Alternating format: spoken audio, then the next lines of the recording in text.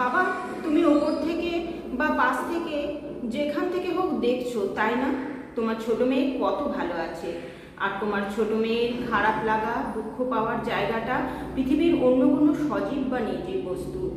তুমি ভাবছো আমার হৃদয় থেকে তুমি হয়তো চলে গেছো, কিন্তু না বাবা, তুমি তো জানো কেউ যখন কোনো একটা কঠিন অঙ্ক করে এবং তার সমাধান করতে পারে না, তখন চেষ্টা করো তার সমাধান করতে না পেরে শিক্ষককে দিলে উনিও যখন পারেন না, তখন ওই কঠিন অঙ্ক ভুলে সহজ অঙ্ক সমাধান ছাড়া আর কোনো উপায় থাকে না। বাবা, যে কোনো প্রাণীরই জন্ম মৃত্যু রহস্যটা খুবই কঠিন। জন্মের উপর মানুষের হাত থাকলেও মানুষ মৃত্যুকে চিরতরে জয় করতে পারেনি। অথচ দেখো বাবা, মানুষ যতদিন বেঁচে থাকে ততদিন তার নিজের মৃত্যুর কথা ভুলে বৈষয়িক জীবনে নিজেকে মনোনিবেশ করে। তার দুঃখের প্রধান কারণ আমার এই ছোট্ট শব্দটা। আমার মা, আমার বাবা, আমার ছেলে, আমার মেয়ে, আমার জায়গা, আমার টাকা, এই শব্দগুলো আঁকড়ে ধরেই মানুষ বড় হয়।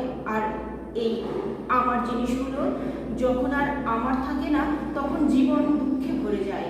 অথচ দেখো বাবা, জীবনের শেষ দিনে মানুষ বোঝে যে যে আমার শব্দটা সারা জীবন তাড়িয়ে বেরিয়েছে, সেই আমিও আর আমার নেই। আজ আমি সেই আমার আমিকে ছেড়ে চলে যাচ্ছি। বাবা বলো, সারা জীবন মানুষ যদি আমার শব্দটা ছেড়ে শুধু কাজের জন্য কাজ করতো, মানুষকে শুধু ভালোবাসার খাতিরেই ভালোবাসতো, শুধু মানুষ কেন, অন্যান্য জীবকুলকেও যদি শুধু ভালোবাসার খাতিরেই ভালোবাসতো, তাহলে সারা জীবন তার কোনো দুঃখই থাকতো না। দেখো বাবা, আজ তুমি আমাদের সাথে নেই। তুমি হয়তো ভাবছো তোমার বিছানায় বসে তোমার বউ, ছেলে, মেয়েরা হাসছে, গল্প করছে, আমার কথা কেউ বলছে না। বাবা, তুমি আমাদের মনের মণিকোঠায় চুপ করে বসে আছো সযত্নে, তোমার স্মৃতি চাপা পড়ে আছে।